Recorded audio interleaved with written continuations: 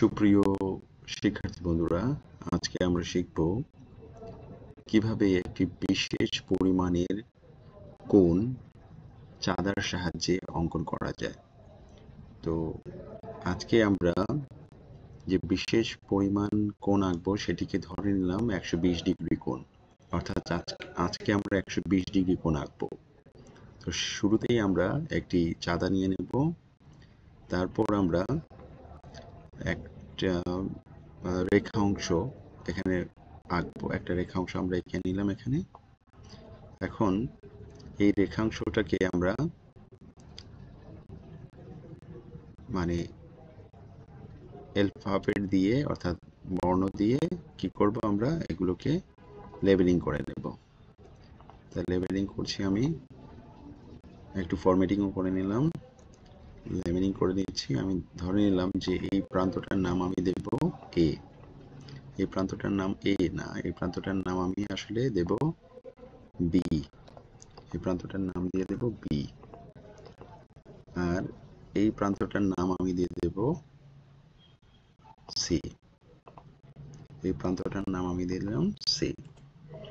এখন আমরা যেহেতু 120 ডিগ্রি কোণ আঁকবো, সেই জন্য আমাদের কি করতে হবে, ওই যে 120 ডিগ্রি চিহ্ন যেখানে আছে, মার্ক চিহ্ন যেখানে আছে, সেখানে আমাদের একটা বিন্দু বসাতে হবে। তারপর আমাদের যে কাজটা করতে হবে সেটা হলো এই বিন্দুটার একটা নাম দিতে হবে। এই বিন্দুটার একটা নাম দিয়ে দিলাম, বিন্দুটার নাম দিয়ে দিলাম ধরো এ। এই বিন্দুটার নাম দিয়ে দিলাম এ। এখন আমরা এই যে চাঁদা আছে সেই চাঁদাটাকে এভাবে ঘোরাবো। শুধু ঘোরাবো না, প্রয়োজনে আমাদের এটাকে রিপ্লেস করবো, অর্থাৎ সুবিধাজনকভাবে আমরা এটাকে বসিয়ে দেব। সুবিধাজনকভাবে আমরা এটাকে বসিয়ে দেব, ঠিক আছে? এভাবে, অর্থাৎ যাতে করে চাঁদার যে ধারটা আছে সেই ধারটা যেন এ এবং বি বিন্দু বরাবর থাকে। তারপর আমরা একটা রেখাংশ দিয়ে এই যে এ বিন্দুটি আছে, এই এ বিন্দু এবং বি বিন্দু দুটো যুক্ত করে দেব, অর্থাৎ জয়েন করে দেব, যোগ করে দেব।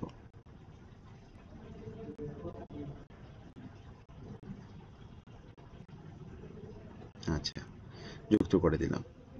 তাহলে হয়ে গেল আমাদের 120 ডিগ্রি কোণ আঁকা। সুপ্রিয় শিক্ষার্থী বন্ধুরা, এভাবেই আমরা 120 ডিগ্রি কোণ চাঁদার সাহায্যে অঙ্কন করতে পারবো। তো আশা করি আজকের বিষয়টি তোমরা বুঝতে পেরেছো। সামনের ভিডিওতে নতুন কোনো বিষয় নিয়ে আবার হাজির হব। সেই অবধি ভালো থেকো।